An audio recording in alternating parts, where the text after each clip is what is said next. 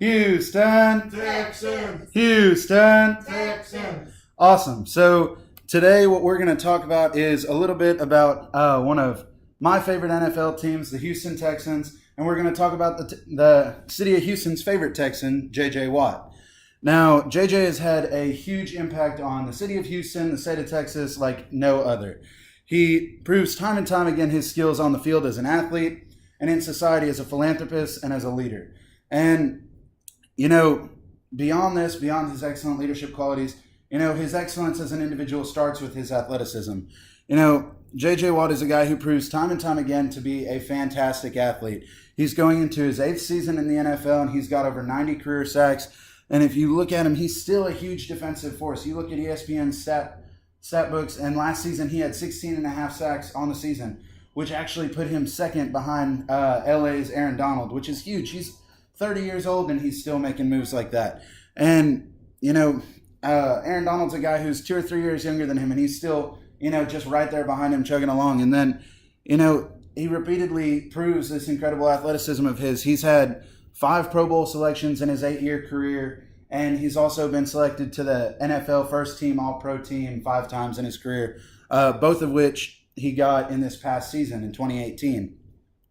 And, of course, he doesn't stop there. You know, beyond just being a great athlete, he shows us all the time how great of an individual he is and, you know, how much he cares about everyone he comes into contact with. He is a huge philanthropist, both for the city of Houston and just everyone he meets and through his foundation. And, you know, you look at the J.J. Watt Foundation, and since they've opened their doors, they've raised in excess of $4 million for 6th to 8th grade students and their after-school athletic programs and opportunities for those individuals. And, you know, like, beyond that, you know, he always shows how generous of an individual he is and how much he's willing to give. You know, after the shooting at Santa Fe High School this 2 years ago or a year and a half ago now, after that shooting, you know, he went out and he offered to pay for the 10 funerals of the individuals who fell victim to that shooting. You know, that's just, I mean, that's a great person if I've ever seen one. I've never seen somebody who is willing to give up so much of their own money just, you know, on a whim because they feel like helping somebody else. You know, it's not that often that you see someone like that come along. And, you know, he, like most Walter Payton Man of the Year award winners, is not just a servant of the people, but he's also a leader. He's a leader on his team, and, you know, you can see that. You can see every time he runs out in front of the Texans, whenever they come out of the locker room, he's always the first one out there. He's waving a Texas flag, or he's waving a Houston Texans flag, or whatever it is. He's the one who always leads them out on the field.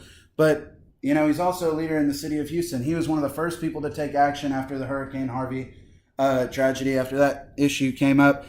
Him and his foundation together raised $37 million for victims of Hurricane Harvey with just the 3 weeks following the storm.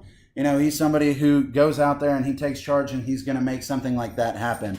And, you know, then beyond that leadership, beyond his leadership in Houston, you see it again on his team. Besides just him coming out, waving a flag or being the first guy out on the field, you watch him lead by example all of the time. You know, last season he broke his hand, and, you know, a lot of people would sit out. They wouldn't play for a couple of games, and, you know, maybe they'd take a good portion of the season off. But JJ didn't do that. He had a cast put on his hand that just looked like a huge brick, and he was out there at the next game. He didn't miss a single game this season. He played with a broken hand, played with back strains, played with a groin injury. You know, he's a guy who's not going to let anything stop him. He's just going to keep plugging along. And, you know, to me, that's just such an impressive individual, somebody, you know, who can continually exceed as an athlete, philanthropist, and leader, someone who can go out and, you know, not just prove that they're good or they're great, but they can show other people how to be great, and they can inspire others to be great.